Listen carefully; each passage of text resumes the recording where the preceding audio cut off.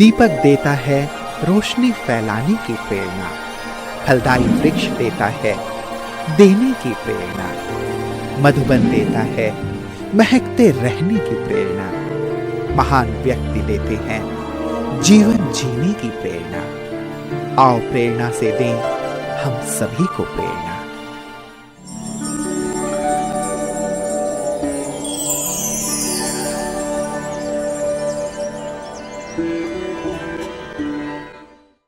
बरहमपुर भारत के उड़ीसा राज्य के गंजाम जिले में स्थित एक नगर है। बरहमपुर रेशमी साड़ियों, आम के बाजार, धार्मिक स्थल, समुद्र तट, झीलों और लोक उत्सवों के लिए प्रसिद्ध है।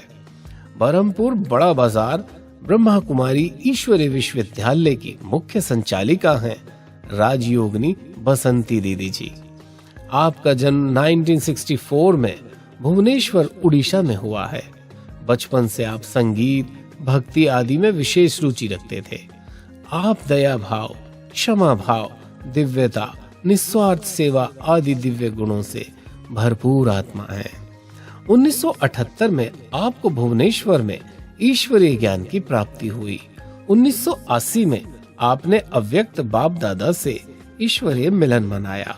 1984 में आपने अपना संपूर्ण जीवन परमात्मा की सेवाओं में समर्पित कर दिया।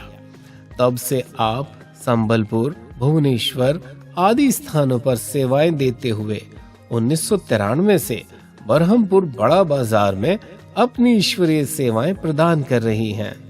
जन जन को ईश्वरीय संदेश देते हुए आपने अनेकों सफल कार्यक्रमों का आयोजन किया।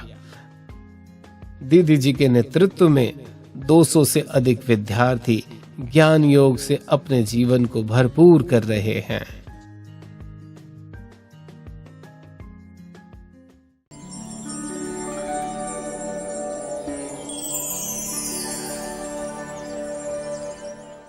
ओम शांति। मेरा बचपन भुवनेश्वर से शुरू हुआ। माँ, पिताजी और 3 भाई और मैं अकेली बहन थी।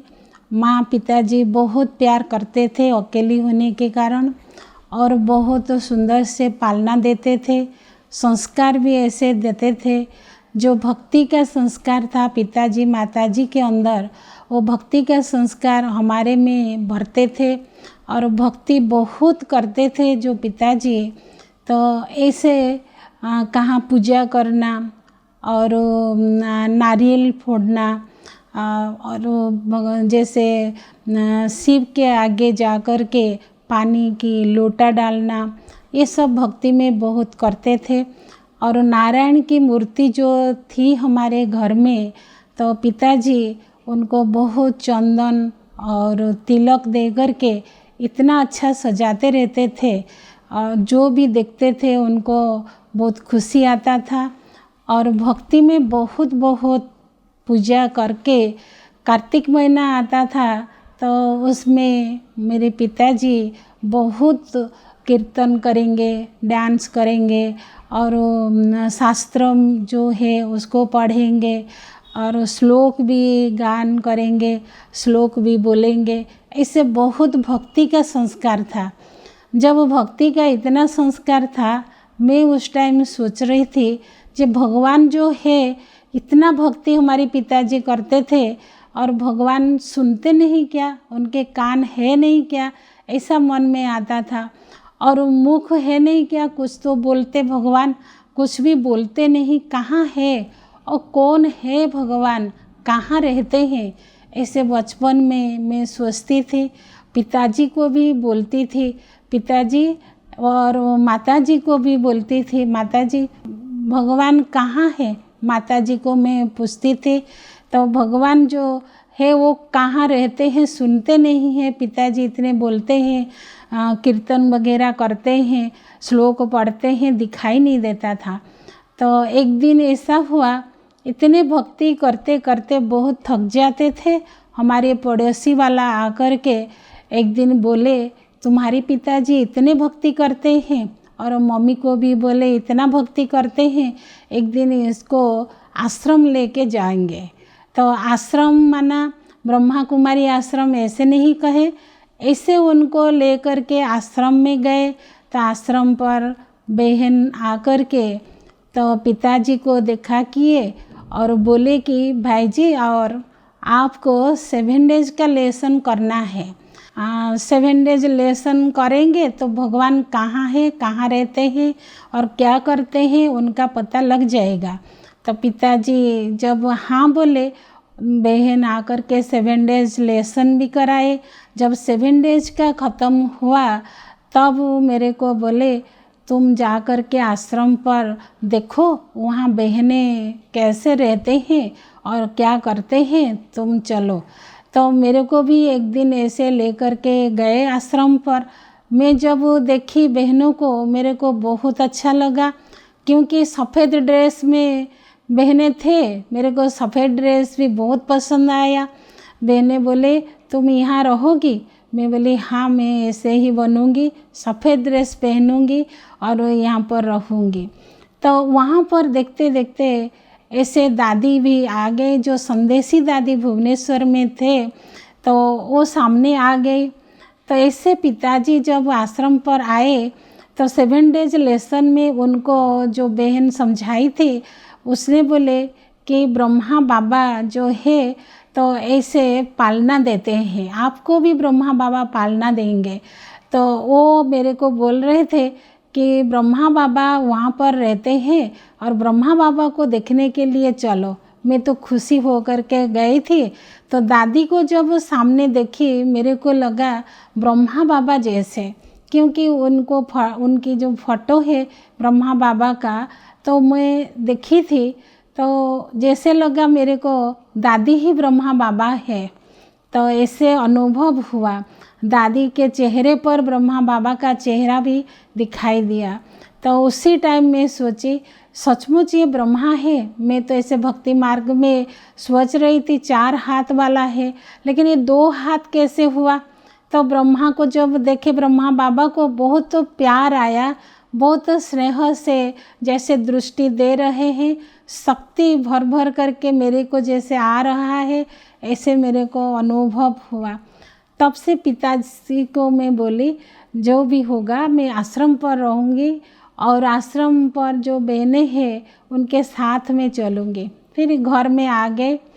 तब से हमारे घर में दादी जी के हस्त में एक गीता पाठशाला भी खोला।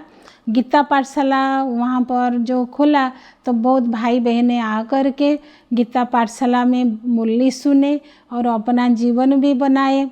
ये तो था लौकिक और अलौकिक की बातें।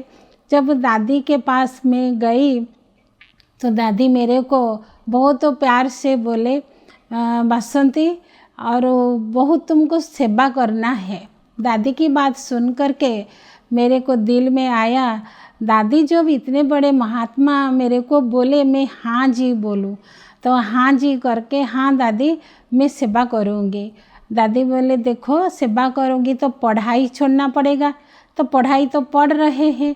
मैं फिर सोची नहीं, पढ़ाई नहीं छोड़ूंगी, पढ़ाई पढ़ूंगी और सेवा भी करूंगी, दोनों तरफ निभाऊंगी। तो पढ़ाई भी पढ़ी। जब पढ़ाई ख़त्म हुआ तब आश्रम पर रहे। ऐसे 81 में ऐसे मेरा पढ़ाई ख़त्म हुआ। तब मैं आश्रम पर रही जा कर के मेरे को बहुत पसंद आया। दादी भी बहुत पालना दे रहे थे। तो दादी माँ की जैसे मेरे को पालना दिए, इतना पालना दिए जो घर भी भूल गए, घर की बातें भी भूल गए, सब कुछ भूले।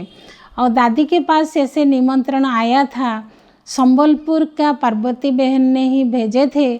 तो मेरे को ऐसे हैंड्स चाहिए, 2 हैंड्स चाहिए, बहनें हैं तो भेज दीजिए दादी।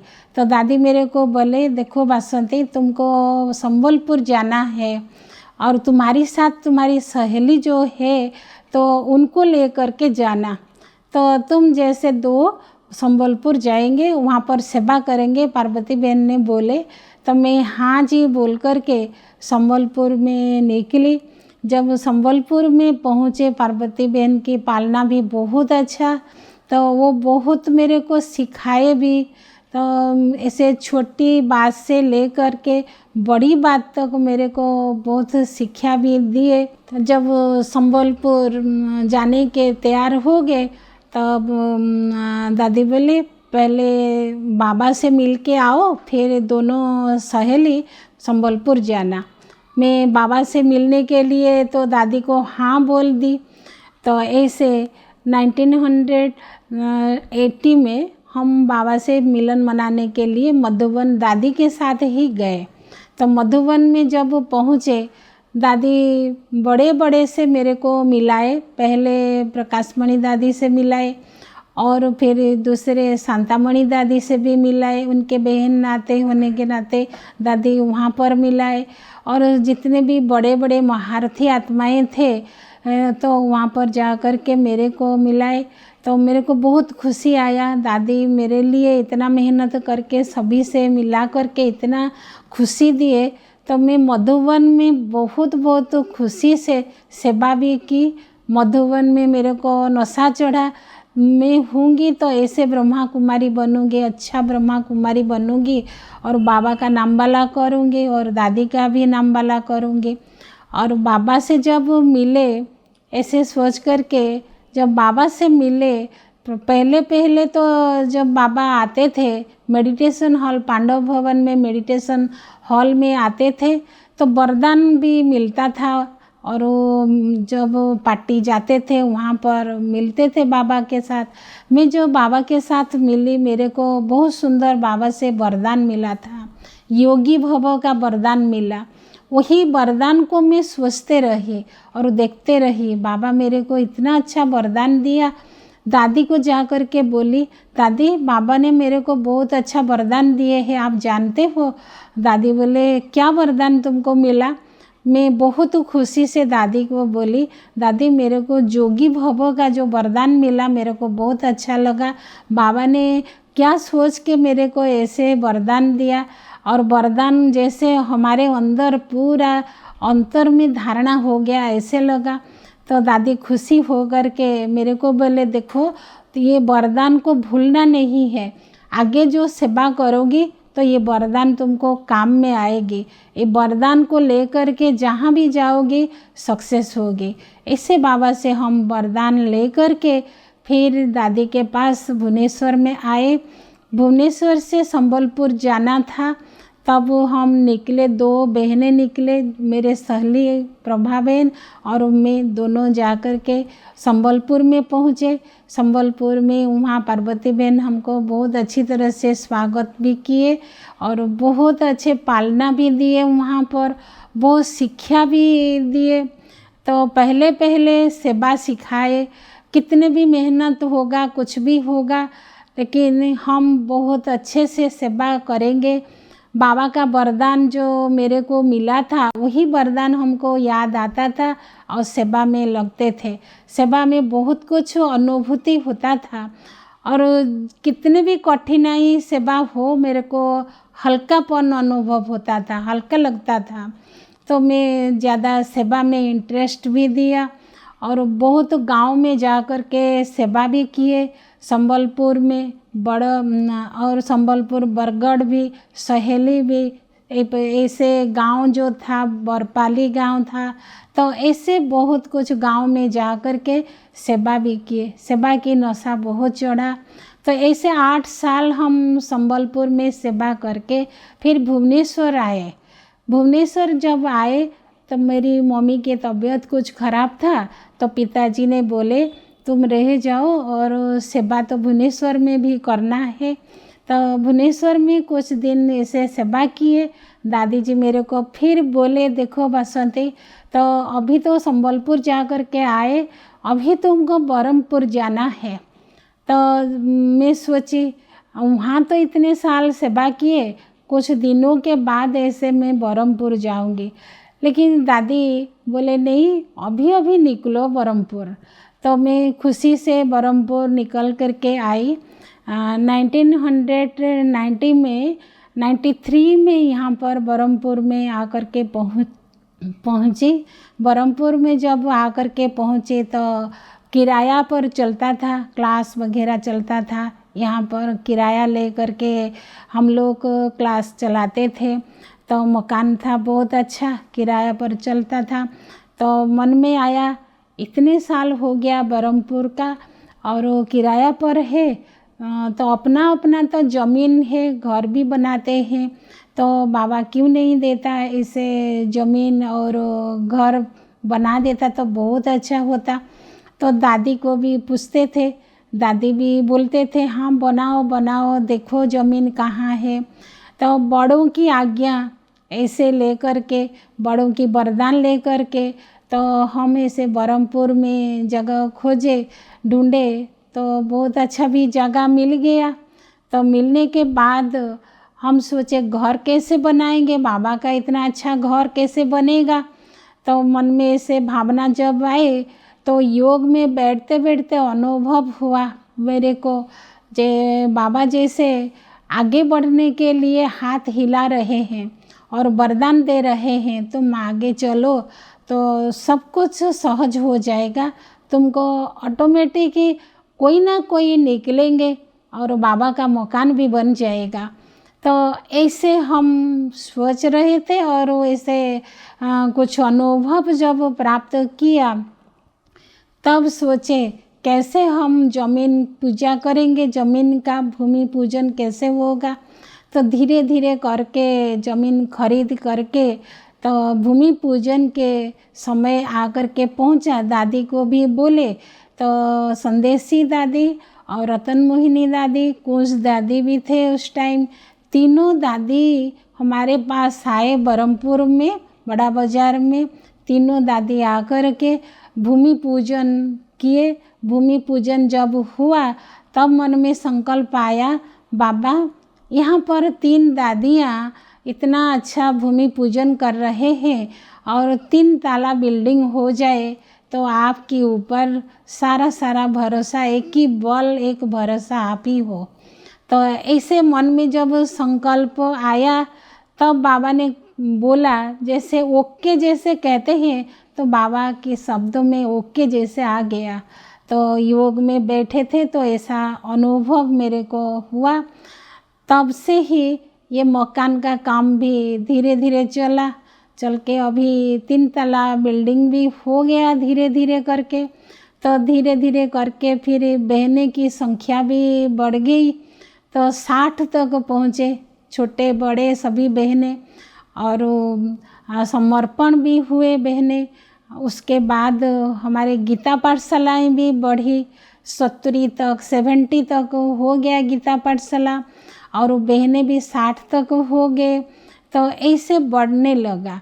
तो जब बढ़ने लगा बाबा को समर्पित किया, बाबा आप ही ये सेवा करा रहे हो मेरे द्वारा, और आप ही जानो ये सेवा, और आगे बढ़े, सेवा भी आगे बढ़े, बहुत नाम वाला हो जाए बाबा का, ऐसा संकल्प आता।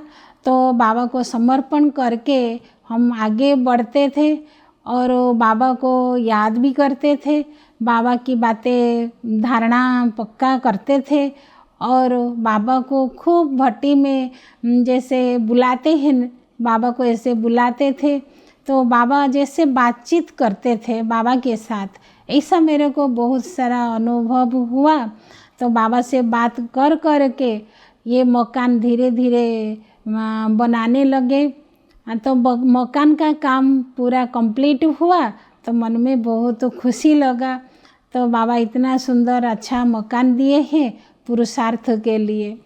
तो कहने का भाव है, जितना हम बड़ों को सम्मान देंगे, बड़े जितना हमको वरदान देंगे, तो उतना हम आगे बढ़ते रहेंगे। जब हम छोटे थे तो दादी हमको पालना दिए थे, तो उस टाइम दादी से हम ये विशेषता सीखा कि दादी के दिल सच्चाई और सफाई, उसके अंदर, दादी के अंदर सच्चाई और सफाई का ज्ञान बहुत था, और उसके दादी के अंदर इकोनॉमिक भी था। उसके साथ साथ सभी को दादी, छोटे बड़े सभी को सम्मान भी देते थे। बहुत सारा गुण हम दादी से सीखे, और बहनों से भी बहुत सारा गुण ऐसे सीखे। बहनें जहाँ जाते थे बहुत कुछ शिक्षा देते थे, ऑलराउंडर कैसे बनना है। ऐसे तो हम पार्वती दीदी से बहुत पालना लिए, तो उनके अंदर बहुत सारा गुण भी था, तो उसी गुण के अंदर हमको बहुत अच्छा लगा। ऑलराउंडर बनने के लिए दीदी जो शिक्षा देते थे, उसी शिक्षा को जीवन में धारणा करके हमें आगे बढ़ रहे हैं, आगे बढ़ते भी रहेंगे। ऐसे बड़ों का वरदान जैसे हमको हल्का और फुल्का कर लेता है और विघ्नों को भी दूर कर लेता है। जितना समस्या भी आता है बड़ों की दुआओं से वो समस्या विघ्न सब कुछ दूर हो जाता है। तो आज दादी नहीं है, लेकिन दादी के जो संकल्प था मकान बनाने का, बरहमपुर में संकल्प था, वही संकल्प पूरा हो गया और हम सभी भी खुशी है। दादी जहाँ भी है, वरदान दादी के वरदान सिर पर है, बाबा की वरदान भी सिर पर है, तो आगे बढ़ते रहेंगे, ऐसे सेवा भी करते रहेंगे। बाबा का आशीर्वाद के साथ साथ बड़ों का आशीर्वाद रहेगा, दुआएं रहेगा, तो हमारे जीवन सुख शांतिमय होगा। तो ऐसे दुनिया में सभी जितने भी आत्माएं हैं, तो जितना बाबा को जानेंगे, परमात्मा को जानेंगे, परमात्मा की शिक्षा को जीवन में धारणा करेंगे और ब्रह्मा कुमारी आश्रम पर आएंगे, तो सुख शांति आनंद प्रेम का तो जो गंगा है, तो उसमें स्नान करके सुख शांति को प्राप्त करके सुखमय संसार को जा सकेंगे। इस शुभ भावना और शुभकामना के साथ हम आगे बढ़ते रहेंगे, तो बाबा के दुआएं हमारे साथ रहेगा, छत्र छाया भी साथ रहेगा। हम वर्तमान स्थिति को अच्छा बनाने के लिए हमारी सुखमय भावना है, स्वमान में रहेंगे तो दूसरे भी सम्मान हमको देंगे। तो स्वमान का अभ्यास करना है और स्वमान के स्थिति में स्थित रहना है। दूसरों को स्वमान के स्थिति में हम रह करके दूसरों को सम्मान देंगे, तो बाबा के दुआएं भी वो प्राप्त कर सकेंगे, बाबा के आशीर्वाद वो लोग को प्राप्त होगा और वो लोग भी सुख शांति में रहेंगे और अपने अंदर स्वमान की जो स्थिति बनाएंगे, तो स्थिति का जो भावना व शक्ति वो अपने अंदर जाएगा, परिस्थिति को दूर करेगा, विघ्न और समस्या को दूर करेगा। तो वर्तमान समय ये कहता है सभी के अंदर एकता लाने के लिए हमको योग और तपस्या में रहना पड़ेगा, सभी को सम्मान देना पड़ेगा, सभी को शुभ भावना शुभकामना देना पड़ेगा, सभी के अंदर को साफ और स्वच्छ पवित्र भावना रखने के लिए योग का प्रयोग करना पड़ेगा और अनुभव को बढ़ाने के लिए जैसे बाबा कहते हैं अनुभवी बनो, अनुभवी बनेंगे तो अनुभव सारा विश्व में दे सकेंगे, वो चेंज होंगे दुनिया, तो अनुभव करेंगे और दूसरों को कराएंगे। तो ये स्थिति में रहेंगे तो दुनिया परिवर्तन होगा, हमारे अंदर सुख शांति आएगा, दूसरों के अंदर भी सुख शांति आएगा।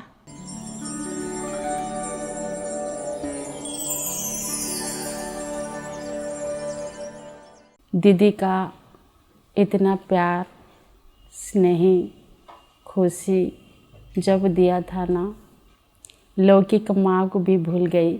दीदी हमारी इतनी माँ से भी ज़्यादा प्यार दिया था। मेरी सगाई भी हुआ था, लेकिन सेंटर पर इतना दीदी लोग जब घर में गए थे इतनी प्यार दिया था, सगाई की भी छोड़ कर के बाबा के पास सेवा में आ गई। दीदी से बहुत कुछ पढ़ना हमें मिला है। दीदी का बहुत शांत सरलता सभी को पसंद है और दीदी की नम्र वाणी सरल वाणी सभी को प्रभावित करता है और सभी को जैसे कि अपनाने में उनका विशेष कला है, सभी को सहज रीति से अपनाते हैं चाहे कैसे भी आत्मा हो। मैं कुछ पंक्तियों के माध्यम से दीदी की विशेषताओं को वर्णन करना चाहूँगी। प्रेम की गंगा, करुणा की देवी, वात्सल्य की ममता वो परम सेवी, प्रेम की गंगा करुणा की देवी, वात्सल्य की गंगा वो परम सेवी, शक्ति की दानी सच्चाई का दर्पण, शक्ति की दानी सच्चाई का दर्पण, दीदी हमारी संपूर्ण शिव समर्पण, दीदी हमारी संपूर्ण शिव समर्पण। खिले हुए फूलों की महकती किनारे हैं आप, खिले हुए फूलों की महकती किनारे हैं आप, ऐसी दीदी हमारी है आप, ऐसी दीदी हमारी है आप। घर गृहस्थ में रहकर गीता पाठशाला चला रही हूँ और गीता पाठशाला में जब मैं सेंटर आती हूँ तो दीदी को जब देखती हूँ, बाप समान प्यार देते हैं दीदी, और दीदी का इतना प्यार मुझे अनुभव हो रहा है जैसे बाबा ही मुझे पालना दे रही है, मुझे आगे बढ़ा रहा है। जब मैं विघ्न आती है, समस्या आती है, मैं दीदी को बोलती हूँ, दीदी बोलते हैं आत्मिक स्थिति में रहकर उस समस्या को पार करना है। हमारी बड़ी दीदी बहुत करुणामयी, आदरणमयी, हमको बहुत गंभीरता और क्षमाशील है।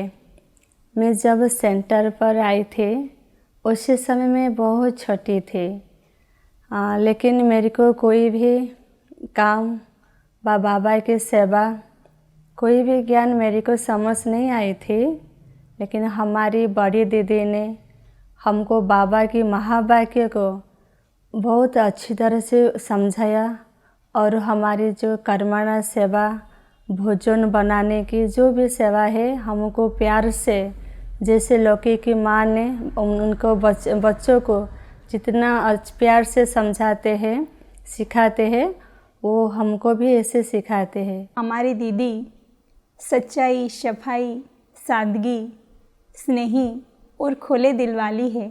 दीदी हर एक के प्रति अंदर से सॉफ्ट और लवफुल है।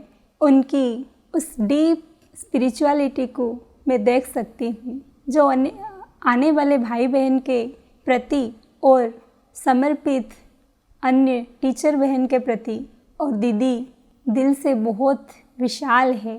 वो हर एक कार्य विशाल दिल से कर रहे हैं। शायद इसलिए हमारे ब्रह्मपुर बड़ा बाजार सेंटर को बाबा इतनी सफलता से आगे बढ़ा रहे हैं। हमारा बड़ी दीदी का संपर्क में आकर मुझे 15 साल हुआ है। जब से मैं दीदी का संपर्क में आई हूँ, दीदी के अंदर बहुत अच्छा गुण देख रही हूँ। सहयोग भी बहुत अच्छी तरह दीदी हमें कर रही हैं। जैसे बाबा बोलते हैं लव एंड ला का बैलेंस रखना है, वह बैलेंस हमारे दीदी के पास 100% है, मैं बोल सकती हूँ। मैं ही नहीं, क्लास में जितना भी आते हैं सभी का यही अनुभव है। I have got Ishwariya Palna from Didi ji, and she has been a role model of tolerance and simplicity. She knows how to be a channel of peace and happiness for each and everyone. She knows how to interpret Baba's Srimad in a cool and calm way. We have never seen her any kind of anger in her. She knows how to convince people and bring people together for developing service, for extending the environment of service, and to develop one kind of love and affection for new souls, so that they will come to knowledge and they will be realizing the importance of divinity.